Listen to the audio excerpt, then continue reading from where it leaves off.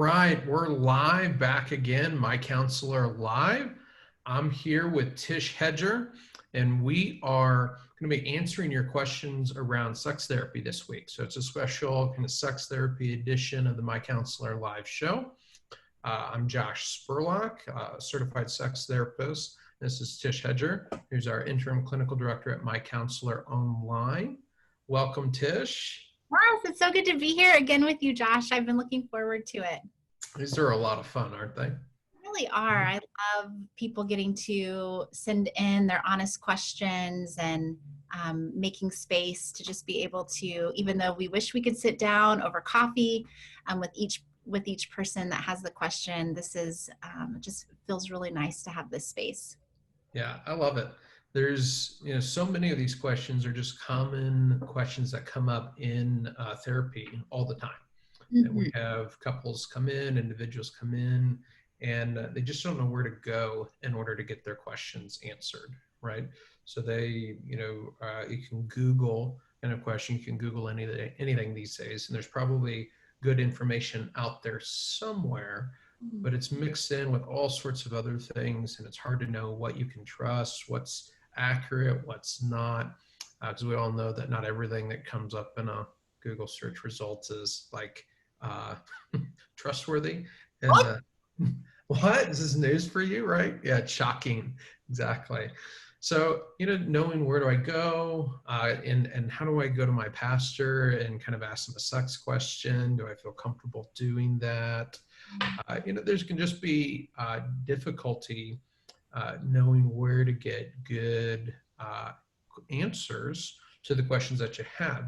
And so hopefully this creates an opportunity for you, if you've got questions out there, to be able to submit those, get those answered without having to set up a session with a counselor in order to get your question answered. You can just submit it here, and we'll be happy to answer the question. Sometimes it's hard to answer it specifically the way questions are asked. And so we'll do our best, but oftentimes situations are a little bit more complex than maybe we initially think of them to be. Mm-hmm. So if you were in our therapy chair, we would ask all sorts of follow-up questions to hone in and clarify it. And so if we don't answer your question exactly on target with what you were looking for, feel free to submit another question, and we'll come at it from a different angle and try to answer it to the best that we can. So you ready to get rolling, Tish? Let's do it. I'm ready. So the first question we have here is, maybe only one person has ever asked this question, but it's a husband who wants to know how he can make his wife enjoy sex. And then you want to take that on, Tish? Yeah, that is a very common question. If you can answer that question, there's millions and millions of men out there who have their notepad ready, and they want to hear kind of the answer to that. Yes. Well, I do have an answer, but it may not be the one desired. The truth is, you can't make your spouse enjoy sex. What? Wait a minute. Isn't there like a Karma Sutra or some sort of book that I can buy that will give me the magical formula for how to make my wife always want sex whenever I want sex? If sexuality was compartmentalized from our personhood, then maybe that would be possible to have a magic formula or a wand out there You're shattering everything I ever learned in the locker room about sex. And what are you saying here? I'm so sorry. The locker room has lied to you. I know, but my heart goes out to, to the spouse on both sides of this, right? It is painful to be the spouse that is desiring connection, desiring to be physically close and to be reaching out for that. And then to have, this your spouse declining that or saying no, or there's a feeling of it not being interested, them not being interested. And that can feel like really powerful rejection. That can be Yeah. painful, hard to understand that. And Gosh, so, can we rabbit trail for a second there? And there's so much here to unpack. Like, mhm, seriously, this is a question that we get all the time in counseling, and it's one that I think probably every couple at one point or another has desire differences. Right, our statistics would say that something around 80% of couples, the husband desires a higher level of frequency than their wives. And 20% of couples, wives have a higher desire for frequency than their husbands. And if you do your math there, and I'm a counselor, not a mathematician, counselors are notoriously terrible with math, but I think that adds up to 100% of couples have different desires. Like virtually no couple has exactly the same level of desire. And even if they have the exact level in terms of desire for frequency, the timing of that aligning so that their desire is at the same time always is zero. yeah. That's no couples out there. So every couple has to navigate kind of these questions. Mhm. But can I want to take just a moment on the front end of that question to go deeper with what you just said. Uh, I think sometimes the men's sexual desire can be kind of demonized in some ways. Can be seen as that all men are interested in sex, and that for them to want sexual connection, is kind of like a lame, roll the eyes, and of course you do, you're a man when you're not thinking about sex, and it's not really viewed as a bid for connection. It's not really viewed as an attachment thing. It's kind of seen as this shallow kind of aspect of men. And I'd just be curious to hear you just speak to that from a woman to the wives that are out there, as someone that does sex therapy, works with couples, kind of navigating these difficulties. Maybe help the wives out there have a framework for maybe understanding their husband's sexual experience. Yeah, I think I would want to start with being able to talk about God's design for masculine sexuality and for sexuality in general. That sexuality and connecting sexually is a powerful bonding experience, and Mm. it's a bonding experience emotionally, mentally, obviously physically, kind of in the sense that we think of the physicality of sex, but there's a physiological component of literally how God designed our biology to respond and to release chemicals in our bloodstream that's helping us feel bonded with our spouse.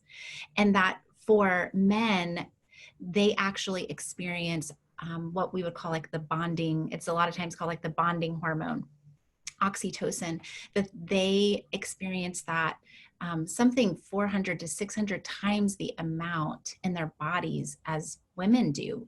Women experience that in large amounts when they are, after they have a baby, and when their milk lets down and they're bonding with their infant. Women experience high levels of oxytocin, and couples experience oxytocin when they hug and when they're face to face and eye to eye. But whenever there is kind of sexual release and activity with the one you're bonded with, the body has this response in masculine sexuality where it actually releases this bonding chemical in the droves in your man's body. And it and so it feels literally, they they feel so emotionally close to you that it isn't they're just in it for. And certainly there's a lot of instances where sexuality is chopped off from the better whole of the relationship, and it's abused or not understood the purpose. But I think our conversation, it's so helpful to start with God's good design in masculine sexuality, how he designed the body to support his plan of sexuality being an expression of desire and a part in the relationship, a relational activity that actually brings such a felt sense of bond. And so, so I think for the women, I would just want to say that that their husband is experiencing a desire to be close to them, and that sexuality and sexual activity and intimacy in the relationship is experienced differently in their body. Emotionally, there's something very unique about a man's body in that way. I think I hear you saying that is by design. Right? God did that on purpose. Yes. That's not like something that men thought up and kind of like created themselves to be. No, right. Right.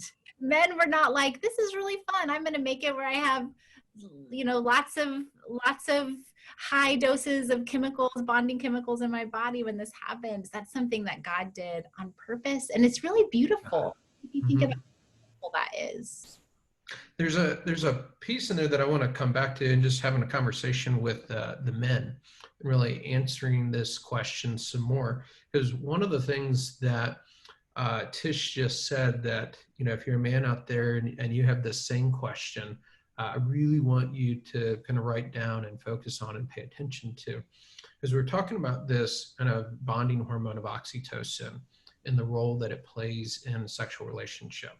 And it's really important to understand some of the science around this, the biology around it, because in new relationships, in the early phases of relationships, the hormones that tend to drive sexual encounters and sexual relationships are adrenaline and dopamine. That it's a real, it's a intense high in sexual connection, and that characterizes that early part of a relationship where we're flirtatious, we're horny, or it's a new and it's exciting, and this adrenaline and dopamine kind of drives and is the primary hormonal experience that's a part of the connection time. But as a relationship normalizes, as it stabilizes, the hormone that really moderates and drives the sexual relationship is oxytocin. So it's a shift that happens within the body in all relationships as they move out of those early stages into stable kinds of relationships, bonded, attached, connected, stable relationships, right? And this is really important, not only for the gals out there, like Tish was saying, and understanding how men's bodies operate, how they bond through those sexual experiences with their wives, but there's this really important piece for the men out there that Tish mentioned. And she, if you were paying attention, she said for your wives, for a female's body, that it's not just connecting sexually that creates an oxytocin release, but that there's really these other kinds of activities that are bonding and connective and relational kinds of activities. The non-sexual physical touch that we have in the relationship, the heartfelt emotional conversations and connection. It's an incredible oxytocin release when a woman sees her husband playing with their kids, and that, like that affection. And that is a sexual hormone that is being evoked by her body from these activities. And that plays a really important role in setting the context for a woman being interested in connecting sexually. And maybe you could just talk to that a little bit more, Tish, and helping the men out there understand how that reality of a woman's body's response to these uh, relational activities that are maybe in a man's mind not sexual in nature, right? Yeah. Men, those aren't the things that are turn-ons or accelerators or drivers for a man. And so we can be at a bit of a loss, in figuring out the mystery of womanhood. Can you unshroud the mystery kind of Yeah. for us? Let me just clear up all the mystery around femininity. No problem. Um, yeah, I mean, it can feel really mystifying, and I think it's really beautiful how God designed um, feminine sexuality and masculine sexuality to complement each other. And for women, they need to feel bonded. It's like they need oxytocin in their body to be able to desire sexual connection. Wait a minute, slow down here. Because what I'm hearing is that, I heard you describe male sexuality, right? And man orgasming with his bride and all this oxytocin release in his body and this kind of bonding experience on the tail end of a sexual encounter, kind of with his spouse, with his wife. But what I hear you saying now is that for his wife, that there's a need for kind of that oxytocin experience on the front end to lead into it. Is that what we're saying here? Yes, I mean, think about it. It's oxytocin helps us feel warm and connected. There's like an open-heartedness. It's you feel generous. You want to give. You want to receive. And men, sexual connection actually fills their body with oxytocin and is going to motivate them to warmer, more generous relational activities that are non-sexual. For women, the non-sexual activities such as conversation, so, feeling known and feeling like you're understood and that you're understanding, and there's a With the mental. man at the kitchen sink doing dishes. Yes, yes, and all of those things of feeling connected in like the bigger landscape of life, that is going to contribute to a woman's sense of connectedness, which then God designed her body then to desire to be given sexually when there's that emotional, mental connection with her spouse, the relational connection. And so, I mean, they complement each other perfectly. Yeah, it kind of sounds like we could get a spiral of sorts going. Not a downward spiral, but spirals can actually go in the opposite direction as well. Is that Do you see that in your practice with couples as they start to understand the differences between each other, and how those differences can complement each other? Yes, absolutely. And it's really exciting to see a couple, because think about the downward spiral that happens. A man desiring to be close to his wife wants to be connected with her. And so God created him to desire sexual connection. So he reaches out for sexual connection, and the wife doesn't feel relationally connected. And so she declines, and then he feels rejected and he doesn't feel relationally connected. So he withdraws or he's hurt, and that comes out maybe sideways, passive aggressive ways, or he's distant, which then keeps his wife from feeling relationally connected, which then causes her to not desire sexual connection, which then causes the husband to feel connected. Right? It's like this vicious cycle. And it saddens me when I sit with couples, Josh. It saddens me because they both are desiring the same thing. Yes. They want Yes. they are desiring what God designed them, this healthy need to be connected with each other. Mm-hmm. And so of being able to understand that and then be able to turn towards each other, then we can create, the upward spiral, the spiral that's creating connection, that is creating relational connection, momentum, if you will, and relational connection that incorporate, right? Because incorporates the whole person. We aren't just sexual beings, and that is a misuse of God's design when sexuality is chopped off and tried to be used without the mind and the emotions and relationship. And so, in the same way, sexuality has meant to be a beautiful part of relational connection and marriage. And so, God created feminine and masculine sexuality to be these two, what can feel like opposing forces. They actually aren't. They work Right. together beautifully. Yeah, and man, isn't it?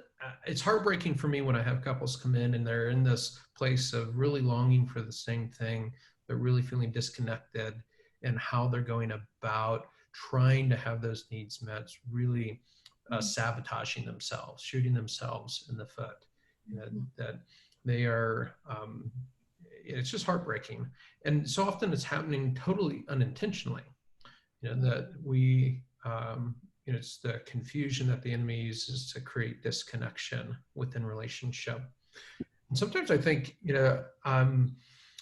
are not understanding and not appreciating the differences between each other really result in us sending a message that if we were married to someone that shared our gender, would maybe be received very positively, but because we're married to somebody different ourselves, is not received so positively.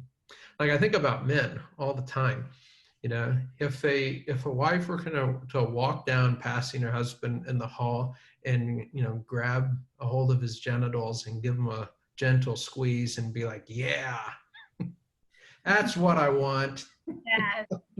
And be like, is it my birthday? Like what heaven, the affirmation of being wanted and being pursued and found sexually desirable, and kind of, yeah.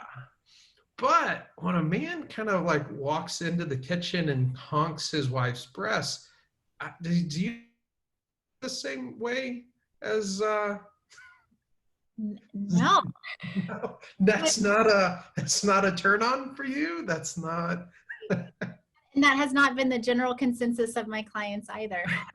right. I think one in one women will kind of like agree with that piece that Right. that's not something that they would experience positively, that's not a design. They're not a man, and that's okay.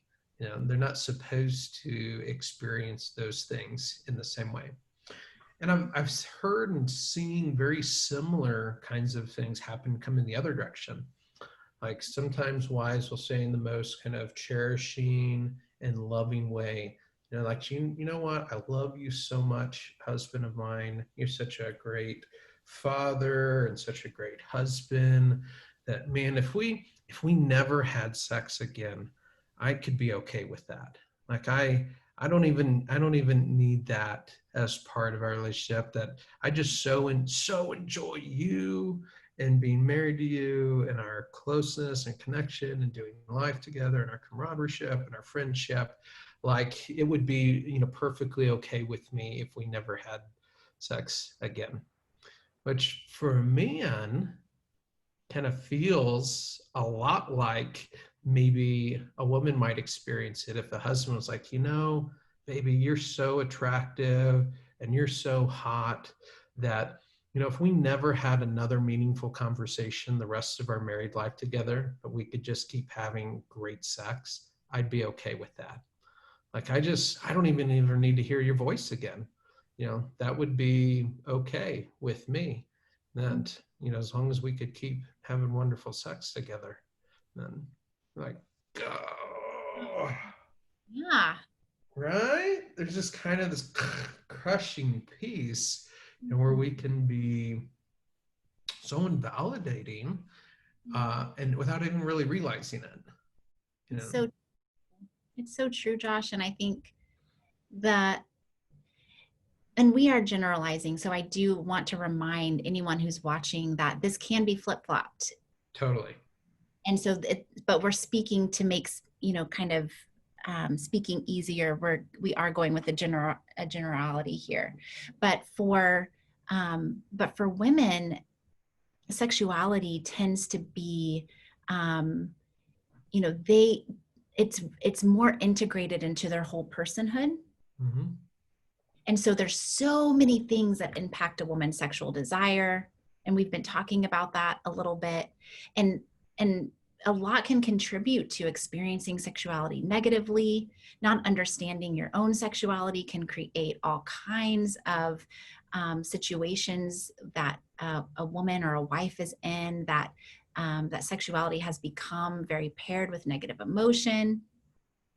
And for men, there can be, kind of in the same way, situations and experiences in life that has created a connection with their sexuality that is very compartmentalized from their whole personhood, and where it makes, some obstacles of to overcome, where, a man can really feel that way of like, maybe not as extreme, not like what you're saying, but like if we just had sex then all of our problems would be fixed. Right, right, That's totally. the only problem in our relationship. Yeah, yeah, because there's this aspect of men's personhood kind of very much being integrated with their sexuality, right? Mhm. In a way that for women, their sense of personhood can be kind of disintegrated in some ways. And here's what I mean by that. That it is, I've never ever had a man sit on my couch and say, Josh, I'm just like a big walking penis to my wife. Like, she doesn't even care about me as a person and who I am. It's just sex, sex, sex. All she's interested in is my penis and my body. And I just am really distraught about that. Like, maybe that guy exists out there. I just, in 10 years of practice, I've never had him on my couch. And that's kind of like not experience it. In general, for men, there's an acceptance of a man sexually is an acceptance of him in his personhood.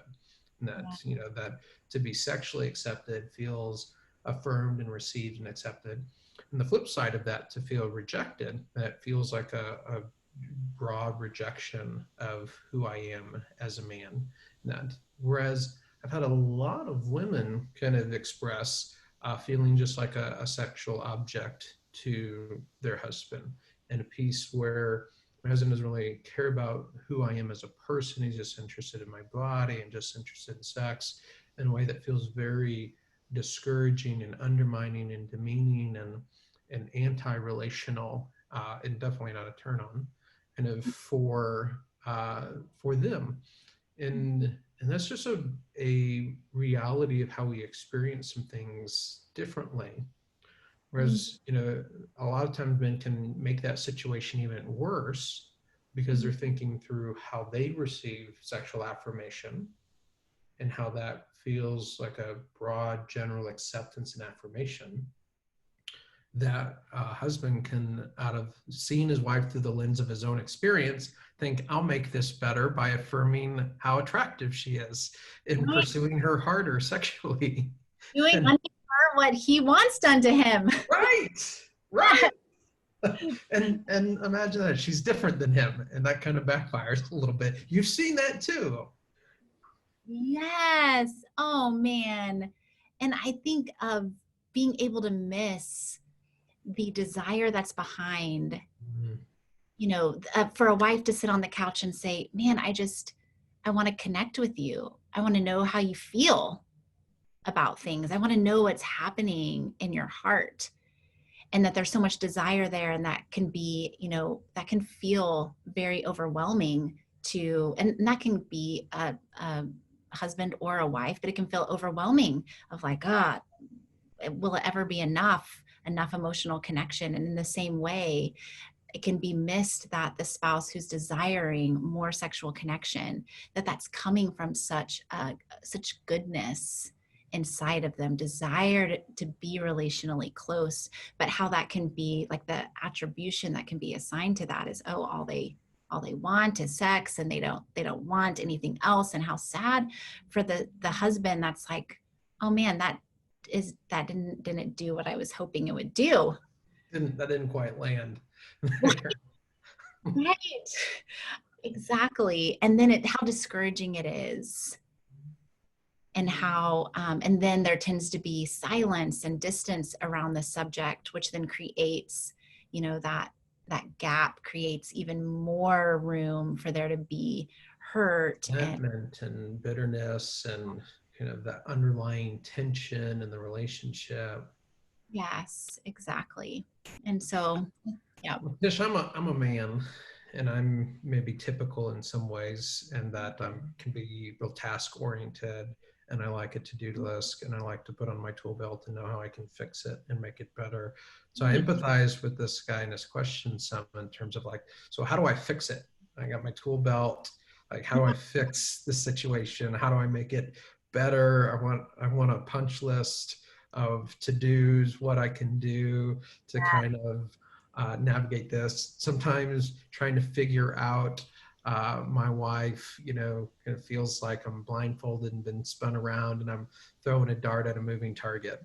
You know, it's like, how am I going to make this work? So can you maybe kind of create a punch list here Yeah. of, if this guy's thinking about what can I do practically, Right. in order to try to help cultivate a richer, healthy sexual dynamic in a relationship that invites my wife into a connection with me and a relationship where we have a frequency that feels good, to me in a relationship. What are some practical things that this Yeah. guy can do?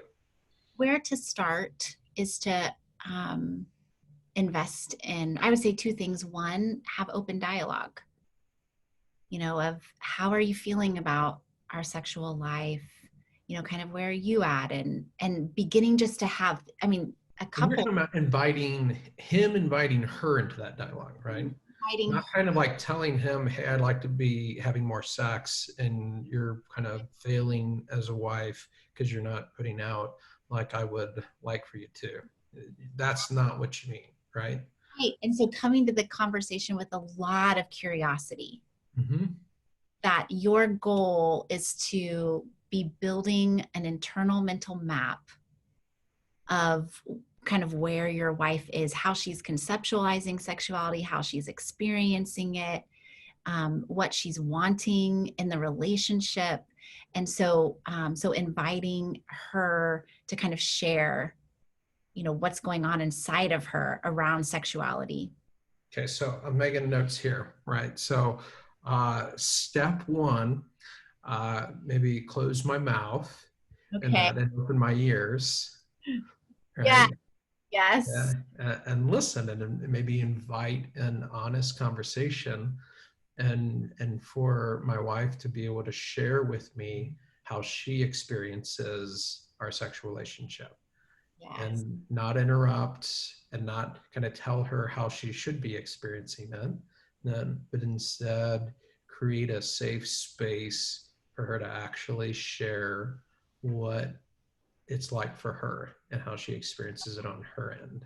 Yes. So And yes, Josh. And this is hard, right? Because in that space, remember 100% of couples have differing desires. So being in that space, it being safe means us being able to hold my experience is valid and my spouse's experience is valid, even though they're going to be very different. And so of being able to hear what your wife is saying and really like see it as valid and try to stay present with that. And it's a little bit like if you wanted to get from where you are to somewhere else, you have to know where you're starting, right? You have to, totally. Google Maps has to be able to pick up your current location for you to even begin. Right. How are we going to find where we're getting to if we don't know where we're starting at or where we're beginning at? And I just, sometimes we get the question of, Josh, how do I know when or if we need to get in counseling? Right. So, does everybody need to be in counseling? How do I know if I need to be in counseling? How do I know if our situation needs to be in counseling or whatnot? Let me just throw this out there for you guys. If you can't have this conversation that we're talking about here, like for whatever reason, it breaks down, it doesn't work, you can't, and or when she starts to share kind of her experience, it's triggering to you in a way that you become defensive and you interrupt and you get escalated and you can't have this conversation. That's a deadpan indicator that you need to get into counseling. And that for whatever reason, you're not able to have the kind of conversation that you need to be able to have in order to be able to navigate through these things. And so it's just saying, hey, step one is have this kind of dialogue. Well, if you can't do step one, because we're not able to talk through things at that level, we're not able to hold space for our spouse's experience that's different than ours, if we're not able to maintain that safety, then you've got to get that addressed and figure out what's getting in the way there before you can even take step one kind of in this department. Mm-hmm. So, Yeah. so that would be step one, right? Yeah, step one. What would be another, if I'm taking notes here? Yes. So I want to go away. If I'm a man, I want to go away from that conversation to knowing what is my wife relationally longing for. I want to make it my mission. In the bedroom, like what kind of positions or what kind of If if is your that? wife, if that is what your wife shares, cool. Chances are it won't be. No, okay, so what should I be listening for? Because I'm having a conversation about sex, and so I'm thinking sex, right? I'm a guy thinking that what she's going to share with me is going to be about what happens like in the bedroom and technique, something I need to be doing different, maybe read a book on. But what I heard you say was that be prepared for the things that maybe she shares to actually be related more to things outside the bedroom. Yes. And so of thinking of sexuality is one aspect of how we experience the relational bond in our relationship. So when you bring up sex, your wife is probably going to bring up how she's experiencing her own relational needs and what she desires. So you're still talking about relational needs. It's just that you're experiencing relational need in sexuality, and you being curious about your wife's sexual feelings and kind of her thoughts is automatically going to bump in to how she's experiencing her relational longings, of what she feels like is going well, what feels like is not working. And so I would So say, they're connected in that. I know we've said it 3 times. So those guys sometimes have trouble kind of absorbing these things. And so it's worth underscoring again, because a lot of times guys can feel confused by this, right? Like we think we're trying to have a conversation about this. My wife is talking about this. Like, doesn't she know the question I ask? Like, I'm so confused here. Like, why are we talking about this when I was asking about this?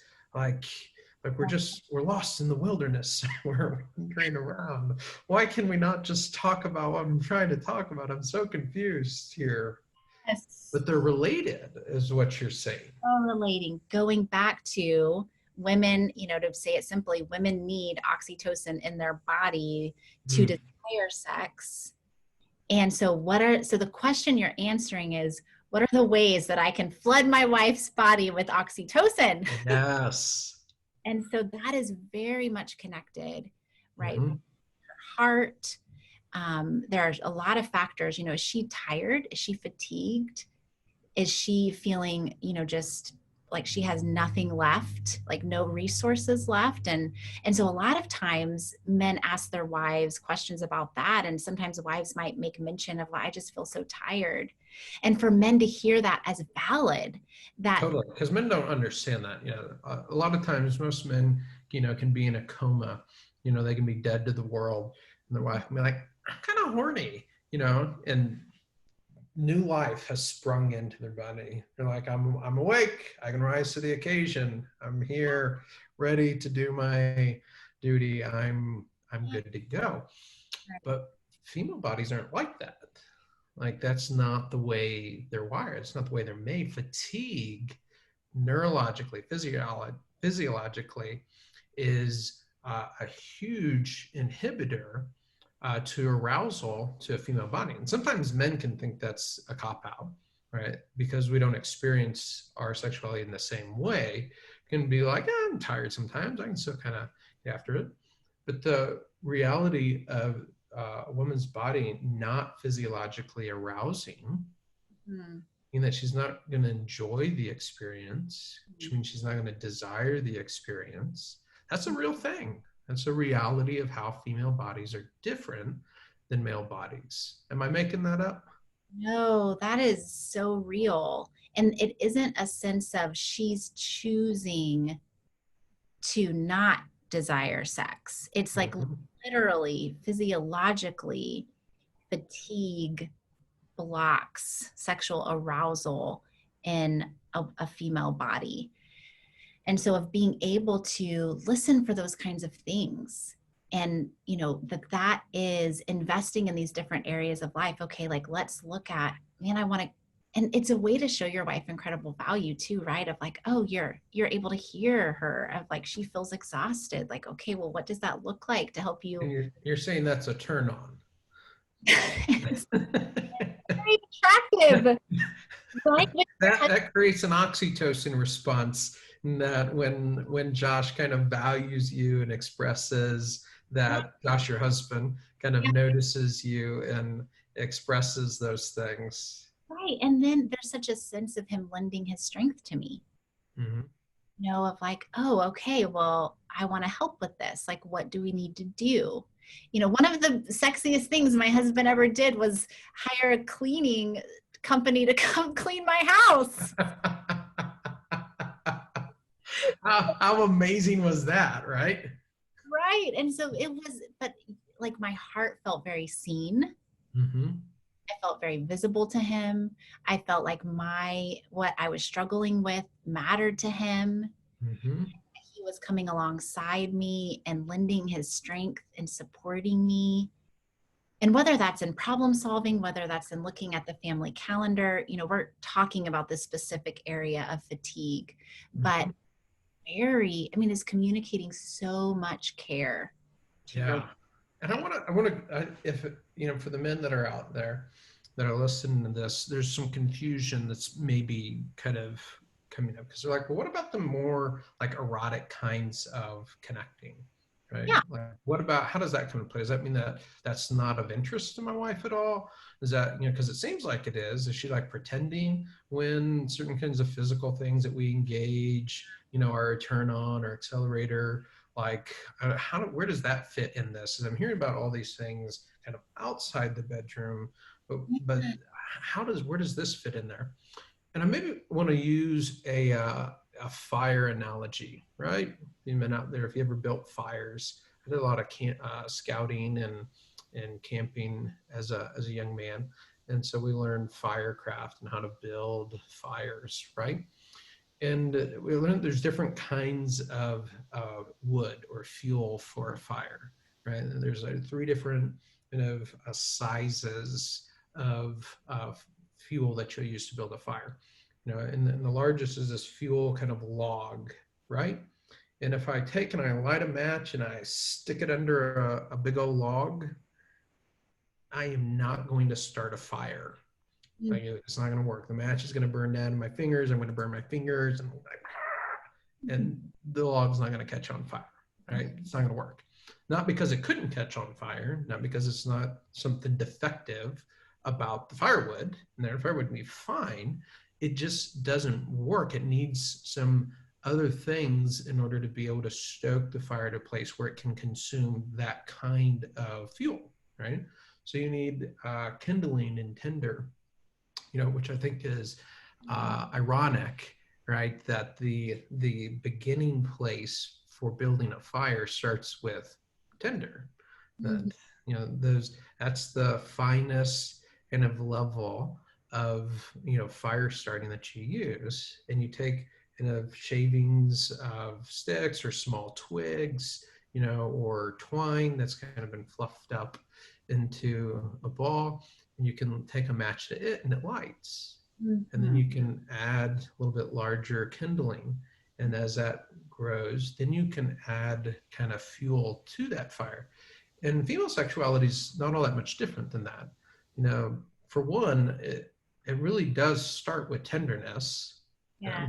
Like maybe in new relationships where it's real dopamine and adrenaline driven, and guys can be real confused by this because, man, when we were dating or we were early in our relationship, we were just both hot for each other, and we could just kind of like go right after and pursue that in a real direct way, and that was a turn on for Mhm. her.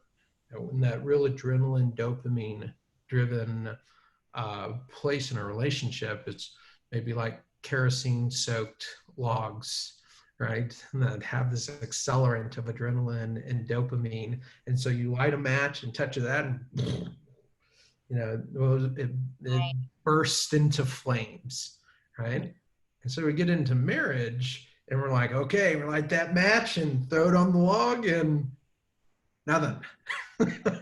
It doesn't burst into flames. Yes. What's happening here? And realize that it really does start with tenderness. And then Mhm. these things that we're talking about that are outside of the bedroom, we're kind of laying these twigs, we're laying these smaller branches on there, which then sets the foundation, gives us some coals, gives us this oxytocin kind of presence within the body, that then when the more direct erotic kinds of sexuality and engagement, are laid onto the fire, they take and they burn, and it's a blaze. Mhm. Does that make sense as I describe that from maybe using a masculine or male kind of word picture to your experience as a woman and your experience with your clients?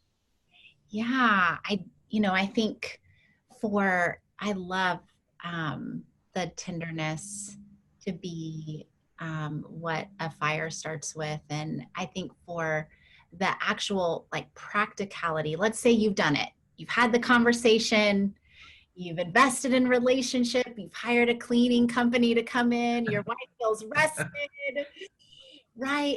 And you're in the actual space and of being able to have a sense of um, even of a non-direct approach actually in the moment. And so for example, you would Oh, we're taking notes here, because now we're getting to the good stuff, right? And what the where the question began, it just didn't know it. Didn't This was like step 5, not step 1, right? Because we're talking at this point, we're talking in the bedroom, and in we're the talking about as we're engaging, and yes, how female sexuality is different than male, and what's kind of okay, so now we're oriented, all the men are oriented out there as to where we're at. yes, yes. And something that I want to even say is for women to be aware of how your sexuality works and that a lot of times physical arousal comes before desire. And so your spouse reaches out to you and says, hey, are you, whatever that, are you up for a connection time? Or would you be interested in sex tonight? And, you're like, oh, I haven't, like, that has not been on my radar at all. My mind is on 10,000 other things. And to be able for both to be able to come to that space and say, okay, well, what if we looked in each other's eyes? We cuddled, we kissed, and we started indirectly and just allowed there to be a lot of space for tenderness, then that creates like that is the right kind of environment to kindle a fire. And so, practically what this looks like, if you think of the body as having nerve endings, and that's what creates, good feelings when we're touched, then there's parts of the body that have more nerve endings than others. And so when we're talking about a non-direct approach, I literally mean starting with parts of the body that don't have such concentrated nerve endings. So these would be the places like the shoulders, the arms, the hands. Then there's maybe like a second level right? And these would be the places that are not common to touch other people that isn't your spouse. Maybe the stomach, the neck, the back of the legs. And then the final tier would be the erogenous zones that, that you would kind of think of that would be a part of a sexual experience together. And so for when you're trying to create space that is inviting your wife to come connect with you and inviting her to be able to kind of lean into pleasure, experiencing her own pleasure, sharing that with you, that is the way to start. Not having pressure that it has to end any certain way, right? That if she does show up and she's like, sure, let's kiss. It's like, oh man, can I have a rain check for tomorrow night? Or can we, this was so nice. But I really do just feel so tired and my body is just not getting there. That whenever you're able to respond to that and say, oh, honey, I completely understand. Like, let me just cuddle you. And as a husband, you can kind of file that away as like, I just made a powerful investment into my relationship and into my wife experiencing my care. And that goes a long way the next time you're in that space. Totally. You can bank those, right? Yes, that isn't wasted time, right? Any connection time is, huge investment Right. deposits into your relational rapport and bond and connection. I want to, we said, the step one was about having this conversation, right? Mm-hmm. We have another question in that I think, is a good place to kind of pick up and explore it a little bit further.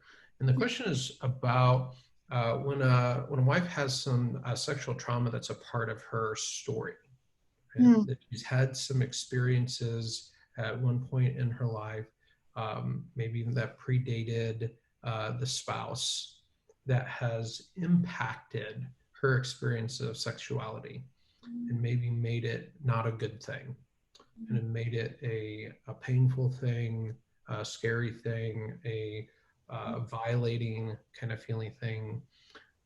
And you know, if a husband is going, maybe confused in some ways or trying to make sense of a wife's lack of interest in connecting sexually, maybe even avoidance of conversation and having that first step, right? Maybe husband's trying to, he's taking his notes and he's going to try to have that conversation and make it a safe space, and it just doesn't seem, she didn't seem open to it and doesn't seem to want to have that dialogue. Can you maybe have a little conversation with both the husband kind of in that scenario and helping him have some understanding about maybe what's going on with her and what she's experiencing, and helping make sense of what it is that he's seeing there? Then maybe have a conversation with the woman that's in that space of how do I navigate this in my relationship? How do I kind of, if I'm in that place of I've been avoiding the conversation altogether and not engaging, don't know what to do with that, kind of wish it would just go away. And if my husband would just be asexual and stop being a sexual creature, then that would be great for us, and everything would be fine. Maybe have a conversation with her as well about how to approach or navigate that. So first, for the husbands, that are trying to do step one, what do you have to say to them? Oh man, my heart's so tender for these couples. I think that I would want first the husband to have an idea of some of the things he might encounter that are going to be just crazy. They're going to feel insane to him, right? Things like, I just don't think I am sexual. I don't think my body can. There's just something wrong with my body. I just think that isn't what my body can do. There's a feeling you might be hearing messages of, like feeling despair, right? Because the wife is in this place of not understanding why her body is not having the response that it's supposed to have. And she's come to all kinds of conclusions about what that must mean. And so you might hear things like, I think that my body just doesn't work that way, right? And that to a husband who doesn't understand the effects that trauma can have. Like, what do you mean? Especially if early in our relationship, right, it seemed, like a kerosene soaked log. I light the match, I throw it, and we burst into flames. Like, how can that be? That you're telling me this when we've had these other experiences together. Right. And that is a very confusing thing, that the dopamine and adrenaline at the beginning of the relationship a lot of times is a very it's an accelerator that allows the trauma to kind of be in the background in the body. But once that is out of the system, then that trauma is coming forward in the body, and the person is experiencing the effects when they weren't as much before. There can also be a lot of triggering things about now being in a marriage. Sorry. Yes. Yeah, well, I just wanted to, I think it's so important what it is that you're saying here, and important to slow down because, a lot of guys that I have worked with in the situation, there's this sense of like, trying to make sense of what's going on. Right. And there's this sort of, well, is it kind of like a bait and switch thing? Was she like pretending to be into me and into sexually, and that wasn't really where she was at and what she was feeling. And so, that was just kind of like a kind of false pretense. And now we're married and she's really not interested in sex at all and doesn't care to be close to me and share that with me for the next 50 years that we're kind of married together. Or there's just so confusing, right? And trying to sense. But what I hear you saying is that adrenaline and dopamine kind of causes a high tide of sorts that hides those rocks, or kind of pushes to the background that trauma response in a way that once the relationship kind of stabilizes, and that is not driven by adrenaline and dopamine anymore, it's more in this oxytocin kind of space, that those effects of the trauma that was a part of her life kind of come out in a way that's maybe even surprising to her. Absolutely. So confusing, right? And a lot of times, um, the husband might even hear, like, I feel like sex is violating. Like it, like sometimes it's not only is it um, like just like kind of unwanted, or there's not a lot of desire, but there can actually be strong negative feelings and even negative body reactions to sexuality that the husband, Yeah. it's so confusing for both of So them. confusing and crushing, right? For a husband that's, loves his wife and enjoys connecting with her and has had these really fun, connective and passionate experiences together. And now when he kind of like reaches towards his wife, there's a cringe or a pullback and kind of a visceral kind of response from her. And it's like, what is happening here? Like, why are you doing that to me? Like, why are you responding like that and kind of treating me like I've hurt you in some way or been ugly towards you? Like, I don't understand. And why does there a look in your eyes that kind of is like I'm the bad guy or a bad guy in some way? I don't understand what's happening here. Can you maybe help that guy that's in that position, just bewildered about what's going on here, kind of understand what maybe is happening there? Yeah, Because a lot of those wives just don't really know what's going on with themselves unless they've done some therapy and some work. And so they're not really able to give an explanation as to what's happening. And so it just feels doubly confusing. yes, exactly. I mean, what is happening is literally the body is remembering what it was like in the moments where the abuse or where the unsafe sexual experience, how it felt in the body, is being literally re-experienced in the moment. And that Mm. sexuality becomes a trigger that pulls that body memory up, where that is what the body is experiencing. Even when the wife knows, I love this person, I am safe right now, I I know that that is not his intention. And so it's like, how in the world could my body be feeling this way? And in that moment, what has happened is it is a lot like literally a dragon has come into the room, and that is no longer, nobody is creating that but the trauma. The wife isn't choosing it, and the wife doesn't have the power to just quit it, right? And the husband is not causing it by how he's approaching sexuality.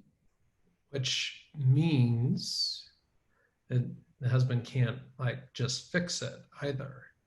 Neither And can. such a powerless place, Oh, as a yes. man, I want to be able to fix it. I want to be able to make it better. That I want to know, what am I doing wrong? If I know what I'm doing wrong, maybe I can change that and not do it, and it'll fix it. I think it'll Right. be better.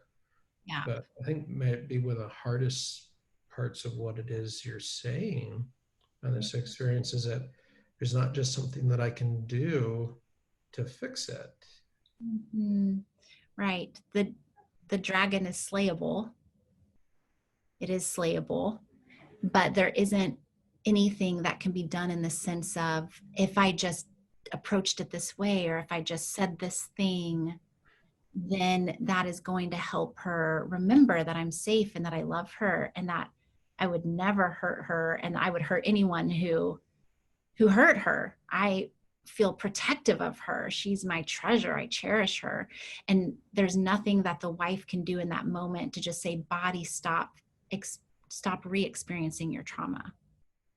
Yeah, maybe we can spend just another minute there, kind of making sense of this thing that happens sometimes, where it seems inconsistent, right? Like maybe we can be engaging and have an experience and it's fine and it's good, and then maybe we have another experience together, and like uh, out of the blue, it seems that the everything changes. Like in a moment, like something is said or something happens, or I touch my wife in a given way, and it just like the whole atmosphere changes, and it's like I'm with a different person suddenly.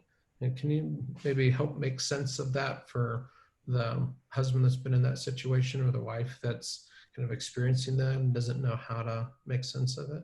Yeah. Anytime that we, so the wife experienced an unsafe sexual experience or an unsafe physical experience, that her brain learned we can never let that happen again.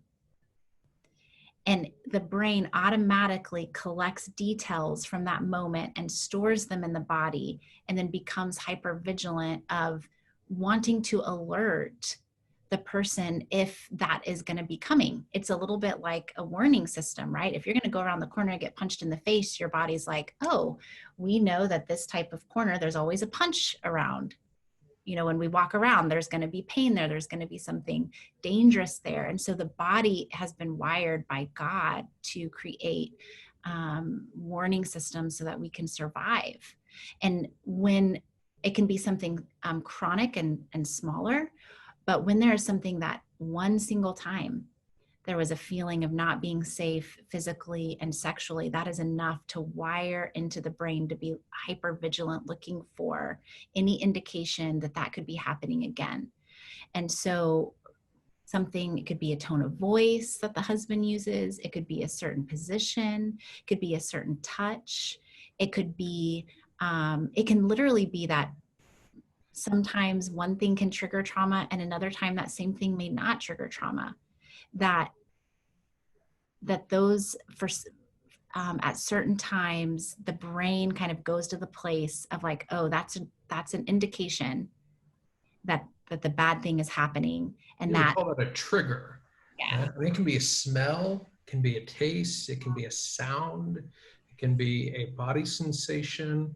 It could be any piece of data that the brain has kind of collected at the time of that traumatic experience and associated with that traumatic experience, that then becomes a signal to the brain, a warning signal to the brain about potential danger happening, right?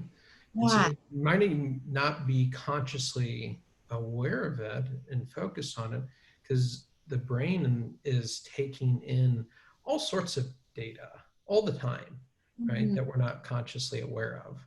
You Mhm. know, all of our skin, every minute of every day is taking in pressure and sensation and temperature. You Mhm. know, our ears picking up all sorts of noise. Our nose and mouth are kind of taking in data. And the brain has a filtering process, right, that it uses to kind of filter out everything that we're not focused on Mhm. so that we can focus. Because if we were noticing all of those data points at every moment of every day, we'd just completely be overwhelmed. Right? Mhm. So the brain filters out into whatever we're focused on at that moment. And while it's still taking in that other data, it's not putting it in front of us. It's kind of running in the background. And so sometimes the thing that's triggering is something that the brain picked up in the background, and you're not even aware of what it is because that's not what you were focused on, but the brain noticed it and kind of triggered that safety system, right? Yes, Which can exactly. be really confusing because you're like, what happened? Nothing happened, right? It can Nothing happened. feel like, but nothing happened. And the one who's experiencing the trigger might not actually even be able to identify what the trigger was. They they may not even be able They to know. feel and hear the alarm in their body, but Hmm. can't figure out and what triggered the alarm. Yes, what started it. And this type of trauma is especially insidious in the way that couples get married, and the spouse um, who's been sexually traumatized, physically traumatized, isn't aware of that. And so there can be this dynamic of feeling like, but I have to have sex with my spouse, Mhm. right? For me not to, or that They're I'm going not. to leave me. They're going to feel like I bait and switch them. They're going to feel unloved. And so I've got to just grit my teeth and do it anyways. Right, which then creates reinforcement to the negative emotional pairing with sexuality. Yeah. And can cause that to get paired with the spouse to where it didn't start out having anything to do with the spouse at all. Yes. That now those repeated experiences with the spouse have tangled up that traumatic experience now with the spouse, which is totally unfair and part of the just the like you said the insidiousness of how the enemy kind of attacks a couple and an individual in a really vicious kind of way. Yes, absolutely. And so I think for the couple to be able to understand why the body is having this response can create a lot of relief, right? That there's the pain of the feeling of helplessness, right? And but then there's also a lot of empowerment that can come from understanding, because if we understand, then we can kind of lock arms and we can work together at slaying the dragon, of being aware when the dragon is in the room, and the husband has the remedy, right? In the sense of his how his love for her and the tenderness he feels that she was hurt, the protection that he feels for her, the empathy he feels for her. It's so powerful in that moment, such powerful medicine to the trauma, that of being able to notice that when the trauma is present in the room, then that's actually the opportunity for healing, and to be able to take blows at, to go with our analogy, at the dragon. It just looks different, right? We shift our focus, and no longer it's like, okay, sexuality, that's, let's put it to the side for a minute and let's lock arms against the dragon in the room. And the way, like the husband's, swords are empathy, right? Of protecting her, of like, oh, let's stop. Let me sit with you. Let me hold you.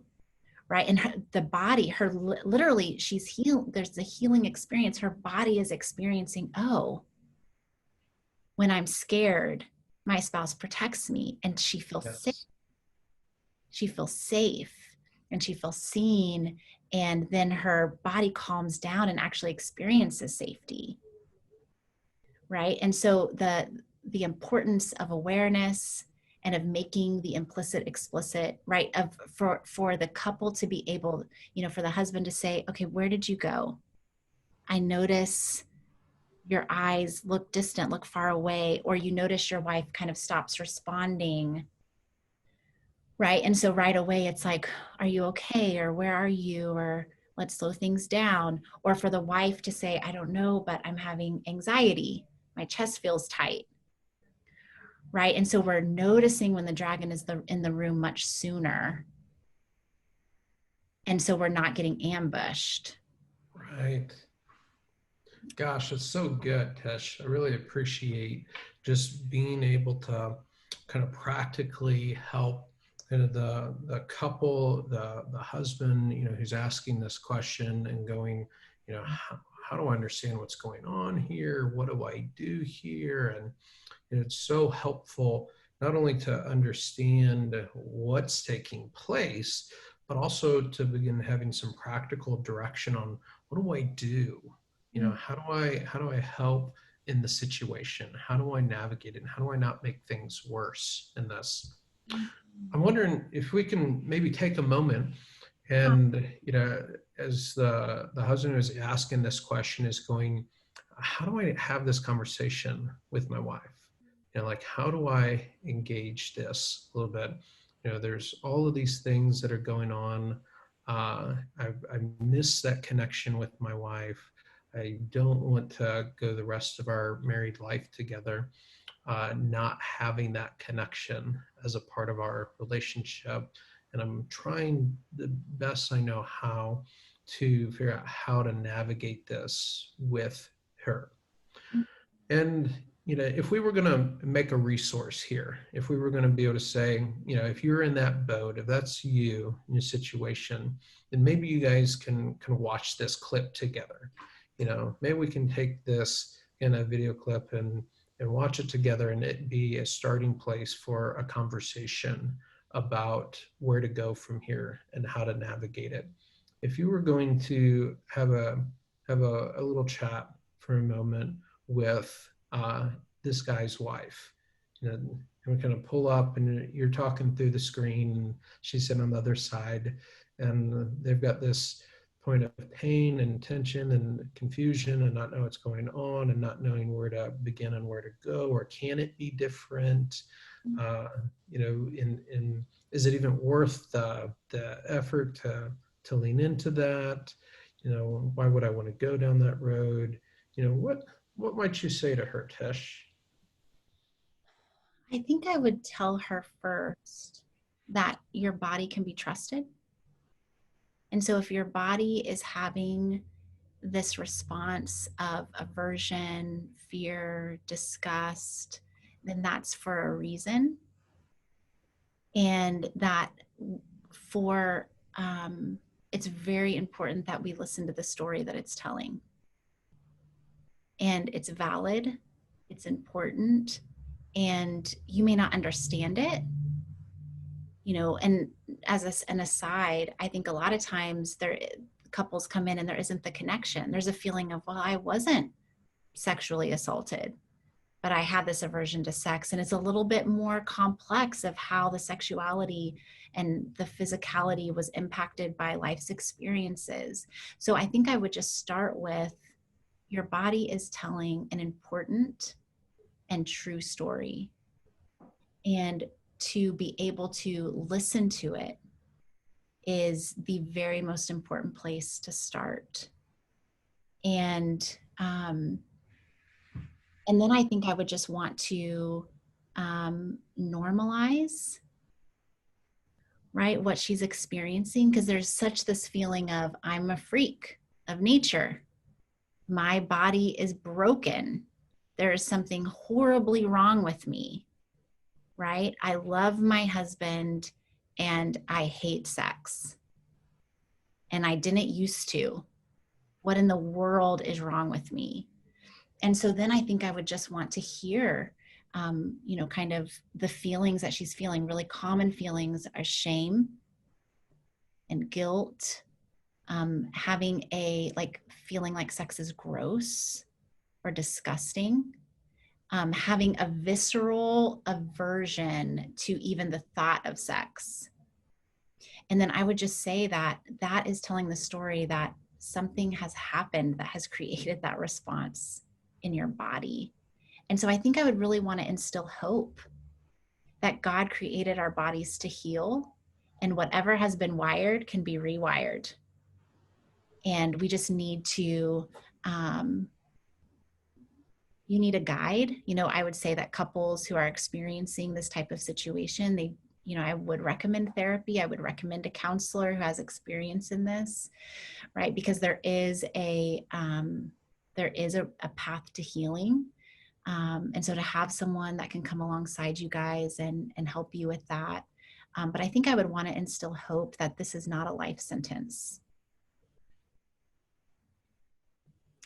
Um, and then I think I would want to really empathize with the grief, right? It's like, it sucks that this happened, right? And that now it's still impacting your life. And I think of being able to sit with the injustice of that, the pain that it's causing her, the pain that it's causing the spouse, right? And there's a sense of this feeling of, I just don't want it to, especially if it's very clear of what the experience was that has created the aversion. There can be such a sense of, I'm not going to let it impact my relationship. I just want the past to be in the past.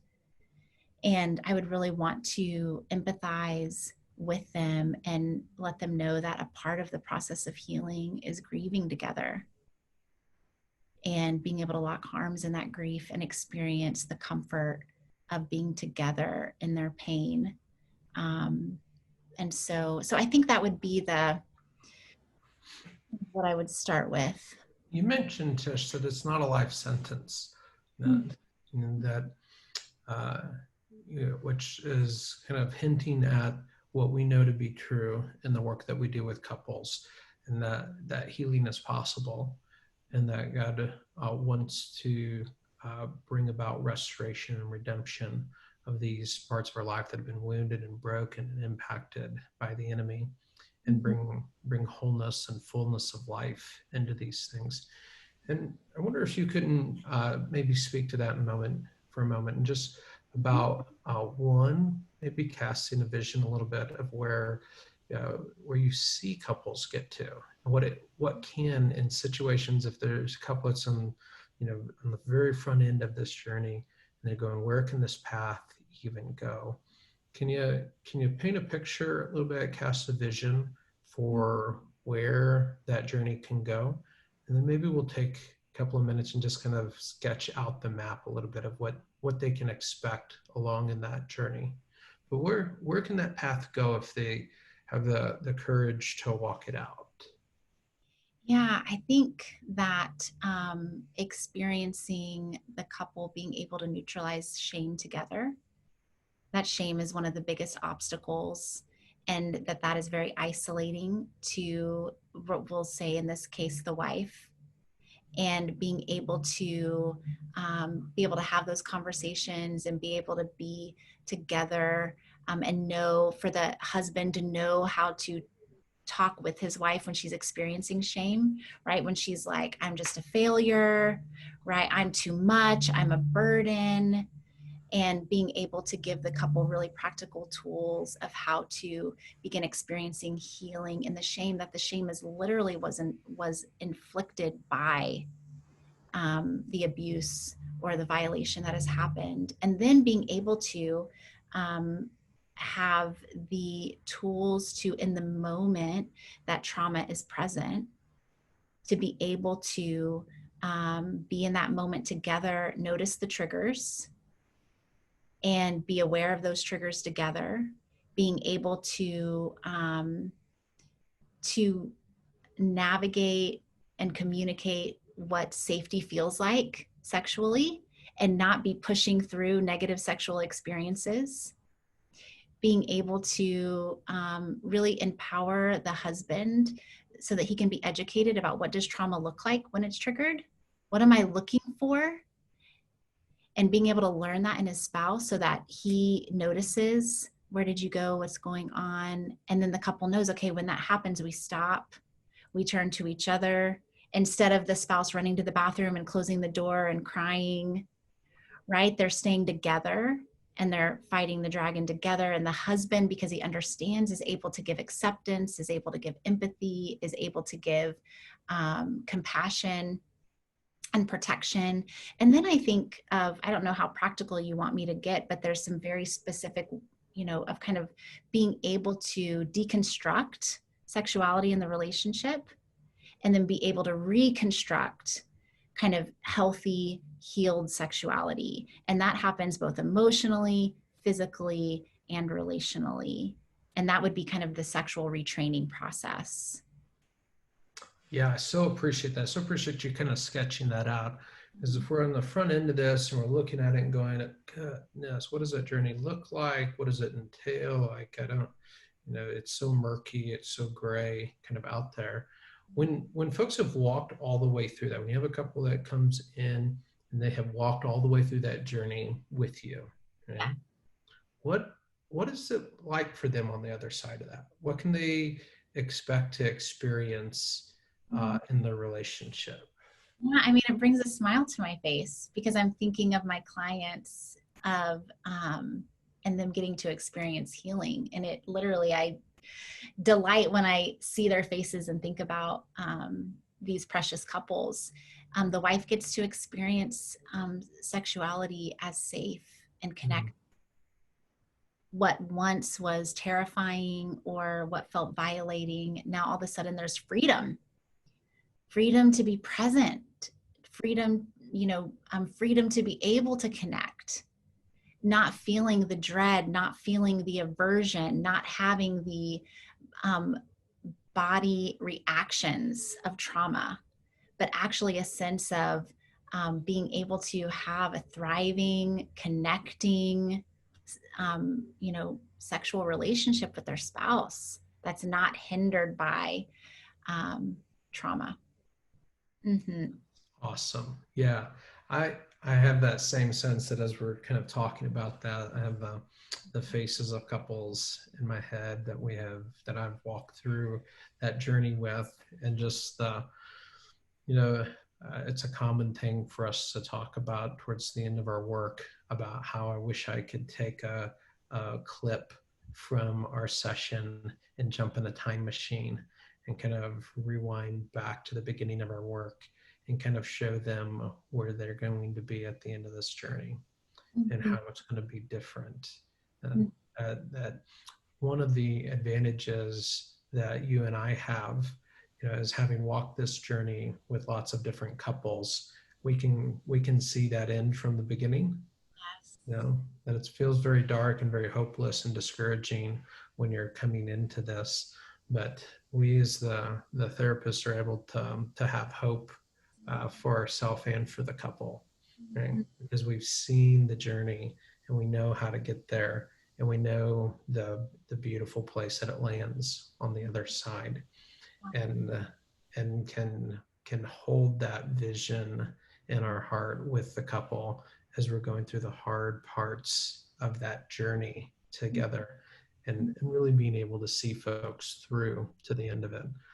That's one of the for me, one of the most precious things that I get to do with folks, that the King has kind of privileged me to travel through those really hard places, and see him redeem them, see him work miracles in those situations, and bring back to life things that are completely dead, that Yes.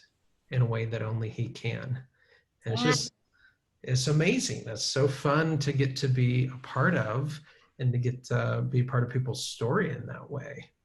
Such a privilege. I mean, I'm choked up when I think about the privilege that it is, when I think about the courage of the individuals that do this kind of work and that fight so hard together with Christ for healing. And then I feel the absolute honor it is to be an eyewitness, to get to witness literally darkness being vanquished and what was dead resurrected. I mean, that's the power.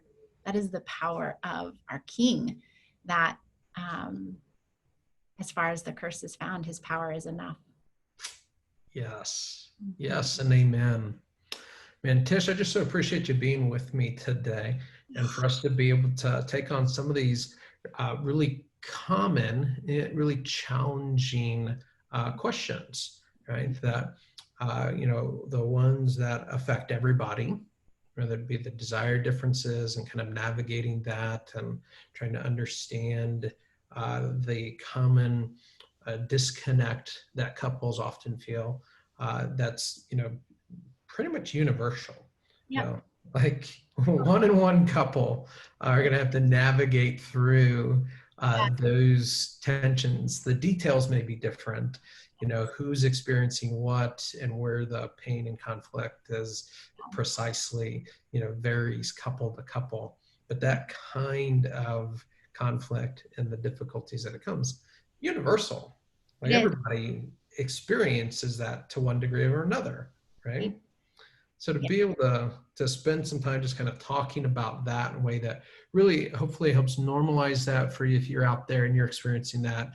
Hopefully there's a sense of, oh, well, we're not alone in that. And oh, this is really normal. And oh, we can learn how to navigate this in a way that can feel good to us and be complementary for both of us and really empowering to our relationship and our sex life and help it spiral upwardly into something that's passionate and vibrant and full of life and brings connection and pleasure and enjoyment and excitement and that we can look forward to getting sweeter and sweeter and better year after year in our marriage together.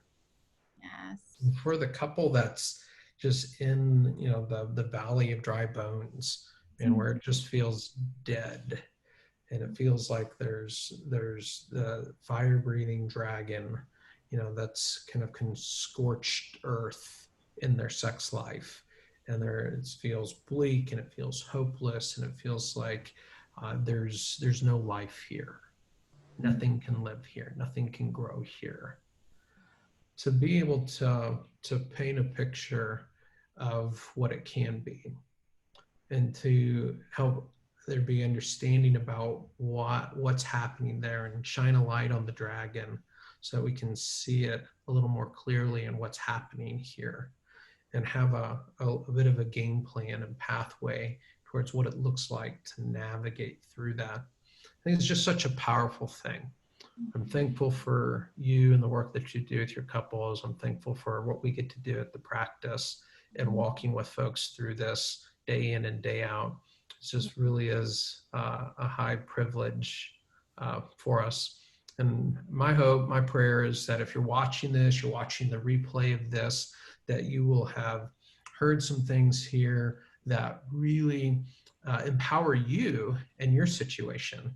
And if you know someone who's kind of struggling through these kinds of things, right, that you have the privilege of being a confidant of sorts for somebody that's facing some of these challenges and they don't know what to do with them or where to turn from, I hope that you'll pass this along to them. You'll send them a text, you'll send them a message, kind of a link to this video to enable them to kind of connect with something that really could revolutionize their situation and be the starting place of a path to healing and redemption that could really be amazing. And you can be a part of their story in that way.